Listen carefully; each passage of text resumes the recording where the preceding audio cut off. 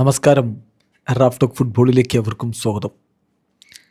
സത്യത്തിൽ എന്താണ് ഈ അർജൻറ്റീനയ്ക്ക് സംഭവിച്ചിരിക്കുന്നത്? ആരാധകർക്ക് അങ്ങനെ ഒരു ചോദ്യം മനസ്സിലുണ്ട്. ഒട്ടും ടെൻഷനില്ലാതെ ഇത്തവണത്തെ വേൾഡ് കപ്പ് ഞങ്ങൾ കാണും എന്ന് പറഞ്ഞിട്ട് ഇപ്പോൾ എല്ലാ കളികളിലും ടെൻഷൻ അടിക്കേണ്ട ഒരു അവസ്ഥ സംജാതമായല്ലോ. എന്താ പറ്റിയത്? ഒട്ടും കൺവിൻസിങ് ആയിട്ടല്ല ടീം ജയിക്കുന്നത്. ഇപ്പോൾ നോക്കൗട്ട് കളിച്ച 3 കളികളിൽ 2 എക്സ്ട്രാ ടൈമിലാണ് തീരുമാനമായത്. അല്ലാതെ കളിച്ച് ജയിച്ച കളിയാണെങ്കിൽ അത് അവസാന നിമിഷത്തിലെ ഗോളിലാണ് ജയിച്ചത്. എതിരാളികൾ ചെറിയ ടീമുകൾ എന്ന് എല്ലാവരും മുദ്ര കുത്തുന്നവർ പോലും അർജൻറ്റീനയെ നന്നായിട്ട് വലക്കുന്നുണ്ട്. പക്ഷെ ഒരുവിധം ടീം രക്ഷപ്പെട്ടു പോകുന്നുണ്ട്. ഇന്നിപ്പം സ്കലോനി എന്നെ പറഞ്ഞു ഭാഗ്യം ഞങ്ങൾക്കൊപ്പമായിരുന്നു എന്ന്. അങ്ങനെ തന്നെയാണ് സംഭവിക്കുന്നത്.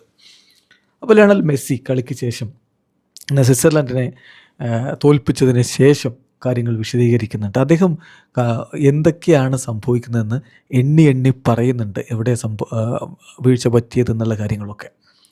അദ്ദേഹം പറയുന്നു, സത്യസന്ധമായി ഞാൻ പറയട്ടെ, ഇതൊരു ടഫ് മാച്ചായിരുന്നു. അവർ നന്നായിട്ട് പ്രസ് ചെയ്തു. ഞങ്ങൾക്ക് അവർ വേണ്ട വിധത്തിലുള്ള സ്പേസ് തരുന്നുമുണ്ടായിരുന്നില്ല. ഞങ്ങളാണെങ്കിലോ ഞങ്ങൾക്ക് വേണ്ട പോലെ ഞങ്ങൾക്ക് കളിക്കാൻ പറ്റിയില്ല. അതാണ് വീഴ്ച. ഞങ്ങൾ കളിക്കേണ്ട രീതി ഞങ്ങൾക്ക് കളിക്കാൻ പറ്റിയില്ല. ഈ ഗെയിം വളരെ ഇൻറ്റൻസ് ആയിരുന്നു. ഇപ്പം ഞങ്ങൾ ഗോൾ അടിച്ചതിന് ശേഷം ഞങ്ങൾ കുറച്ച് ഡ്രോപ്പ് ബാക്ക് ചെയ്തു, ഡീപ്പായിട്ട് ഡിഫെൻഡ് ചെയ്തു. അതായത് ആവശ്യമുള്ളതിനേക്കാൾ ഞങ്ങൾ ഡീപ്പായിട്ട് ഡിഫെൻഡ് ചെയ്യുന്ന അവസ്ഥ വന്നു. A bit and defended deeper than necessary. ആവശ്യമുള്ളതിനേക്കാൾ കൂടുതൽ ഞങ്ങൾ ഡീപ്പായിട്ട് നിന്നു. അതൊരു പ്രശ്നമാണ്, അവിടെ പിഴച്ചു. അതോടൊപ്പം തന്നെ ഫ്രം ദി ബാക്ക് ബോൾ കളിക്കുന്നതിൽ ഞങ്ങൾക്ക് ട്രബിൾ ഉണ്ടായിരുന്നു.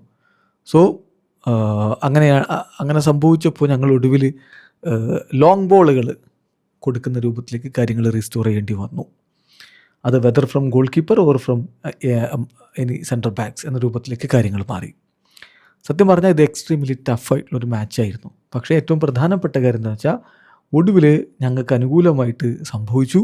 ഇനി ഒരു സ്റ്റെപ്പ് കൂടി ഞങ്ങളിതാ മുന്നോട്ടേക്ക് എടുത്തു വെക്കുന്നു എന്നാണ് മെസ്സി പറഞ്ഞിരിക്കുന്നത്. സോ സംഭവിച്ച കാര്യങ്ങളൊക്കെ അദ്ദേഹം അതിൽ പറയുന്നുണ്ട്. ഇതൊക്കെ നമുക്കും തോന്നിയ കാര്യങ്ങളല്ലേ.